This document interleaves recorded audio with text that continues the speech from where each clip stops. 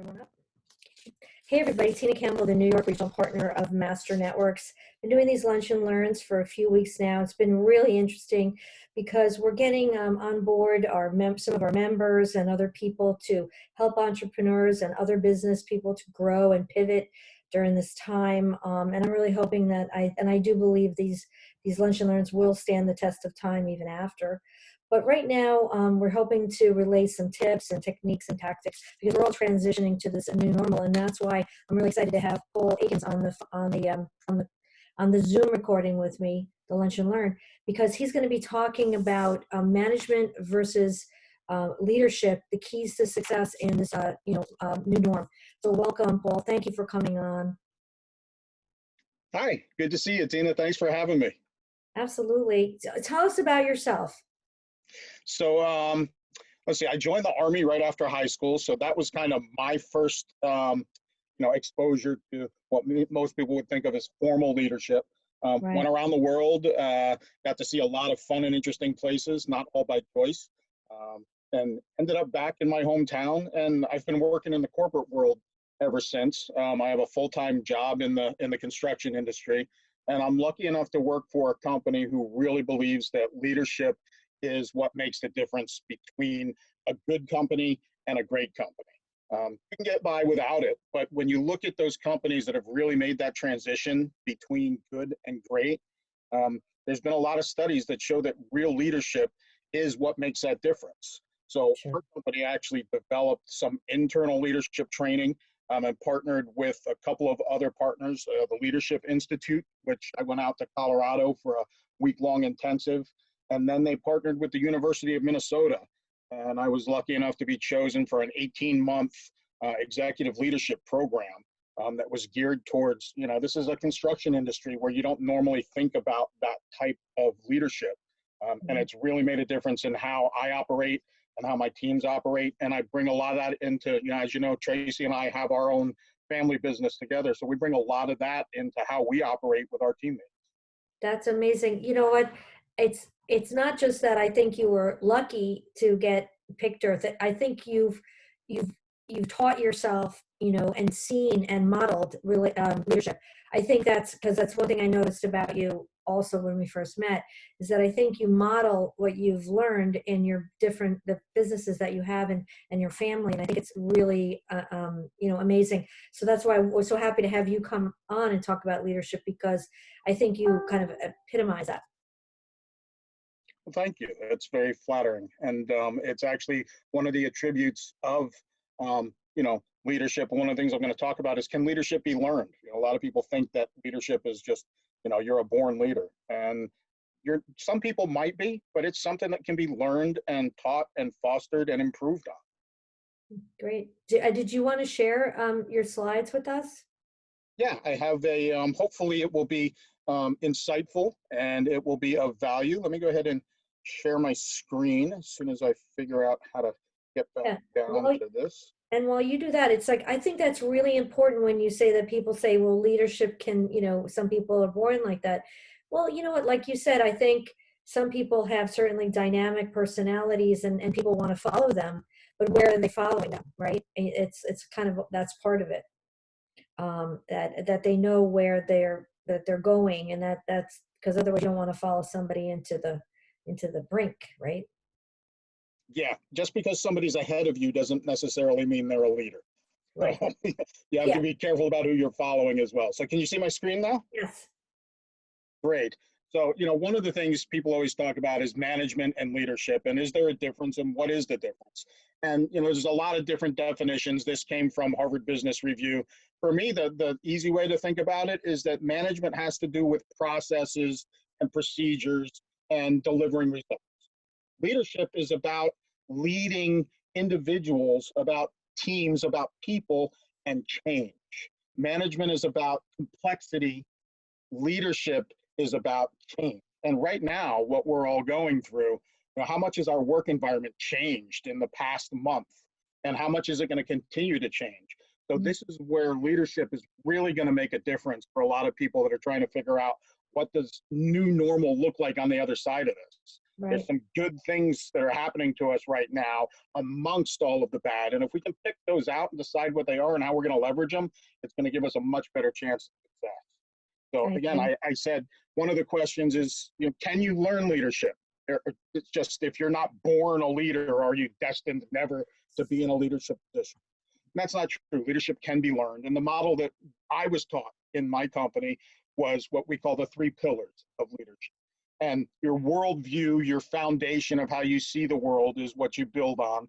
And it requires being able to lead yourself, lead others, and lead teams and businesses.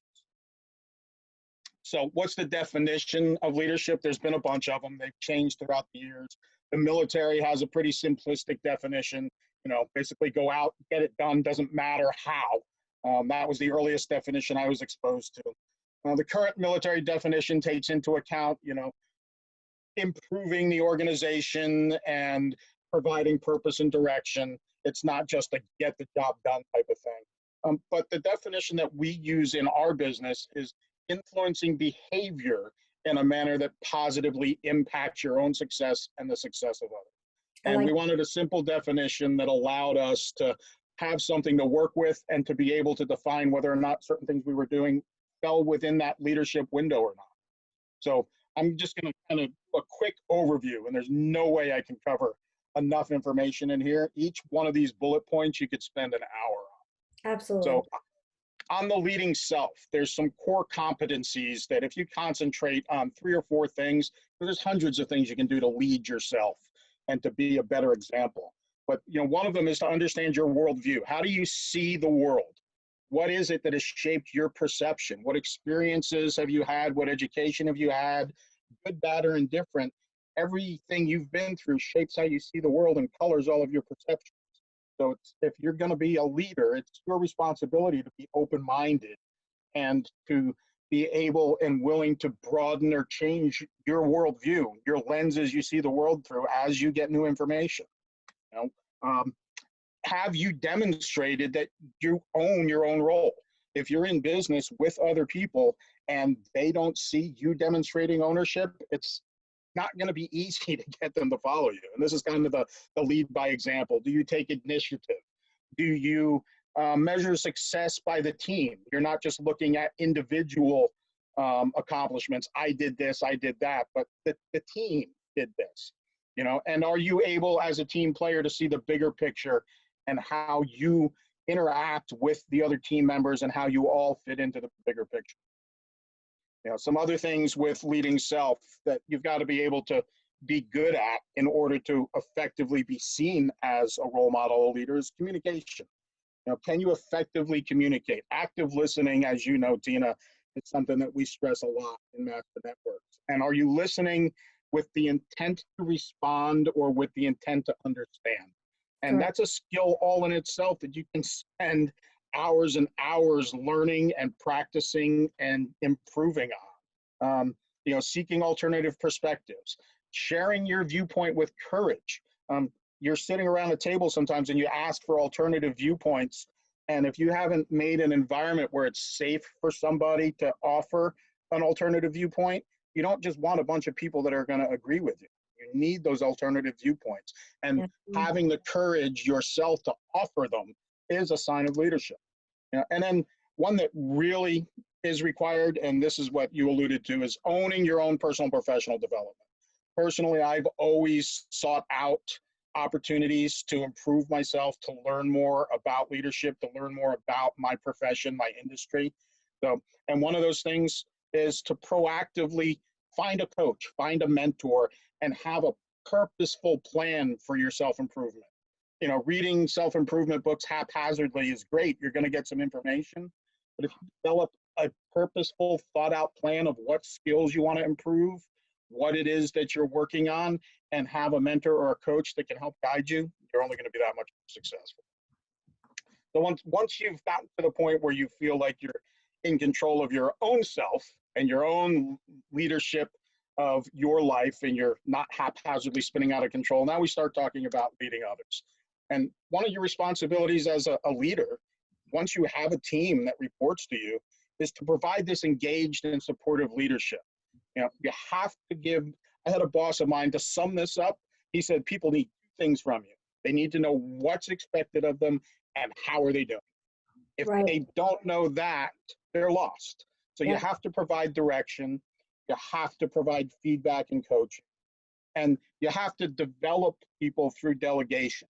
Delegation shouldn't just be a tool to get things off your plate. It should be a tool to actually help develop other people's skills and abilities. You should delegate things to them that are slightly beyond their reach so that they learn and grow and stretch while they're doing that.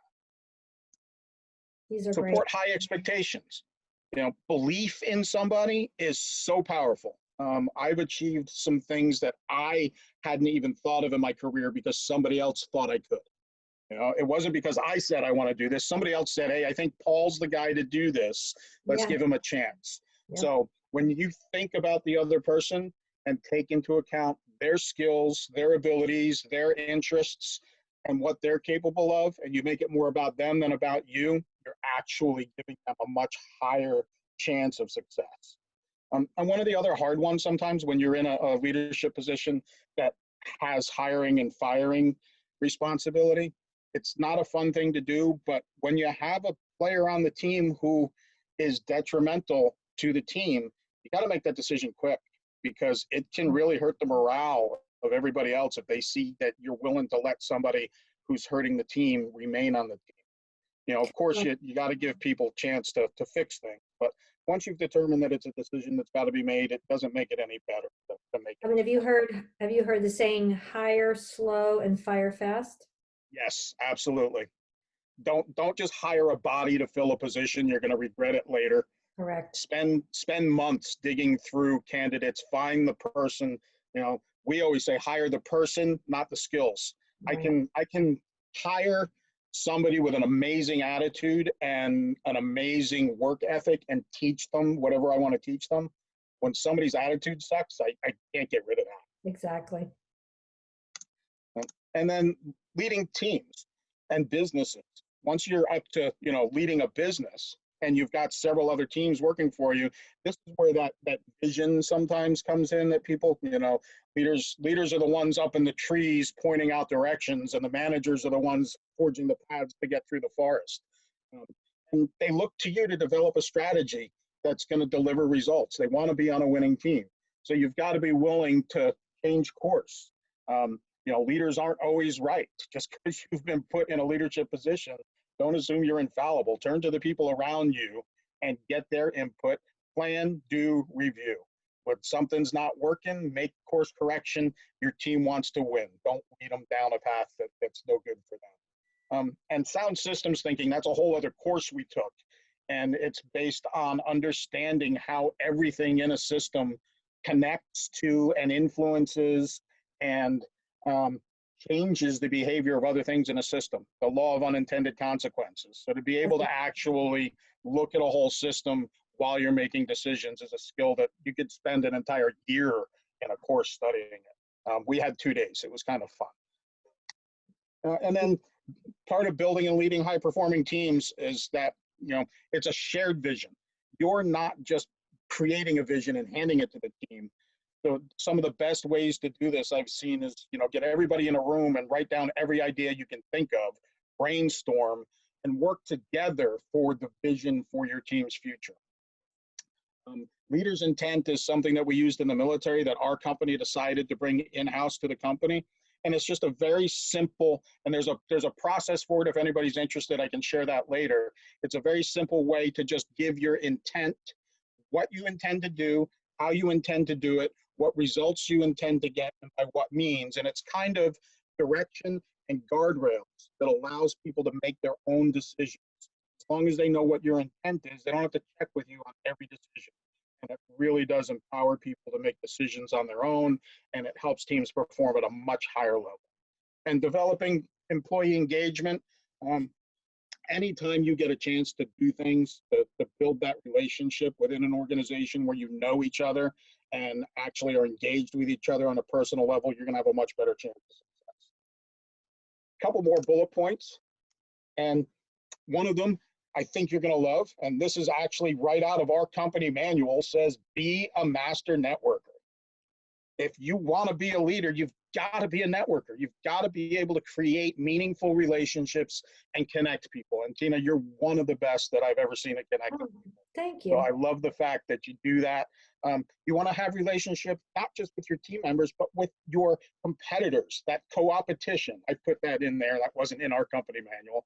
But have good relationships with your competitors, because you never know when you can collaborate. You never know when there's going to be something that might be a little bit out of your scope of work that a competitor is going to be the better one to recommend to a customer. Imagine how far that goes in building that relationship when you say, hey, I'm not the best one for this, but I have a competitor who's really going to take care of you. Right. Yeah, and both sides of that relationship, the competitor and the client is going to be like, oh, thank you. Absolutely. And relationships with customers, not just existing customers, but potential customers. You never know who your next customer could possibly be. And relationships within the community. And we've learned over the past several weeks just how big our community is.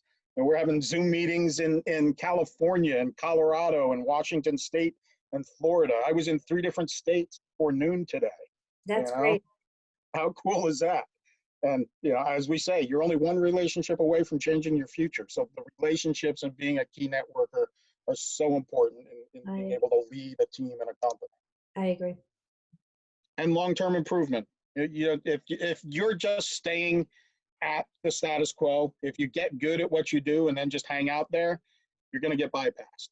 So you've got to constantly look for opportunities to improve yourself and your team. But one thing to be aware of is what they call change fatigue. You don't want to just change things for the sake of changing it. There are people that get addicted to change. We're going to do this way this week. And the newest, biggest, management book comes out, and we're going to change the way we do everything. Be thoughtful about it and come up with opportunities for your team to really leverage some new skills and new abilities.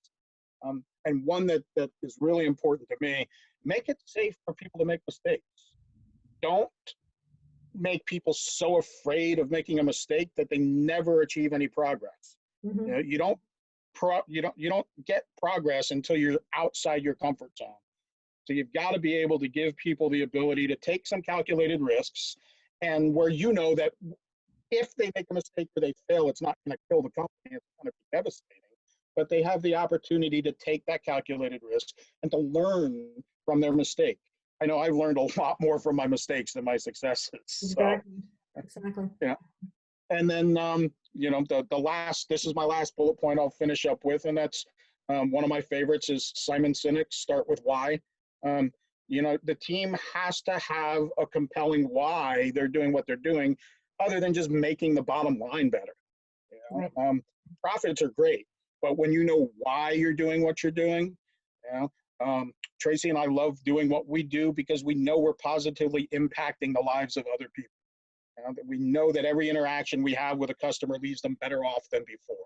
So that's the why. Why do we do it? We do it to make somebody else's life better, our life better. It's not just about making a Agreed. That is the end of my slideshow, Tina. And okay, can you unshare? Can you unshare so we can talk? I can. Let me stop. Great. Hey, I think I see you again. So, one of the things I want to hear a little bit about what you're doing, you and Traci are doing. And also, I just wondered, have you ever read the book or seen the book, Extreme Leadership? And it's coming from a couple of Navy SEALs. Yep. And one of the things that I know that they really, they talk about is obviously the buck stops, right, at the leader. Yep. But also that there's clear and direct communication. So I think that's a really good book. I actually listened to that book on Audible, and it was really interesting because I don't remember both their names, but Jocko is one of the Navy SEALs who's yeah, I remember Jocko. I can't remember the other guy's name right now. Yeah, and it's like hear their voice. It's pretty amazing to hear it, and they take their Navy SEALs training and they take it to companies and into businesses. So it's one of those ones. If anybody has an opportunity to listen to or read is a really good leadership book. Also, I love John Maxwell. I mean, even though it's a timeless, absolutely. I was able to hear him speak at 10X last year, and it was one of those ones where they're kind of during the 10X, they're teach, and they're selling, right? They're selling their Yep. programs.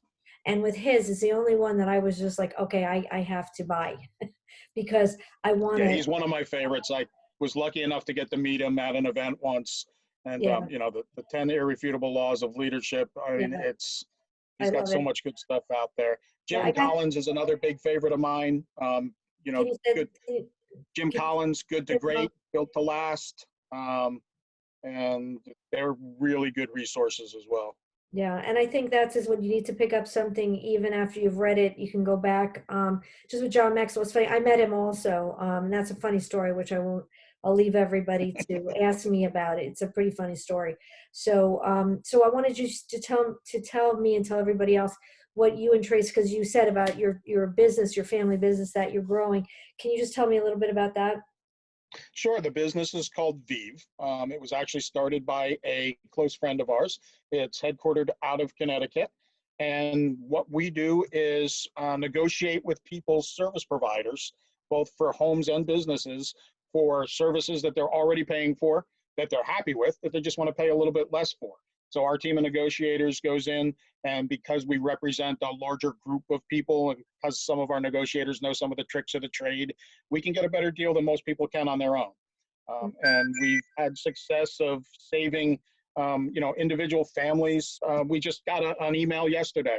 One of our friends from Master Networks, as a matter of fact, saved $840 on her direct TV bill just in 1 year. Was overpaying by 70 bucks a month and didn't know.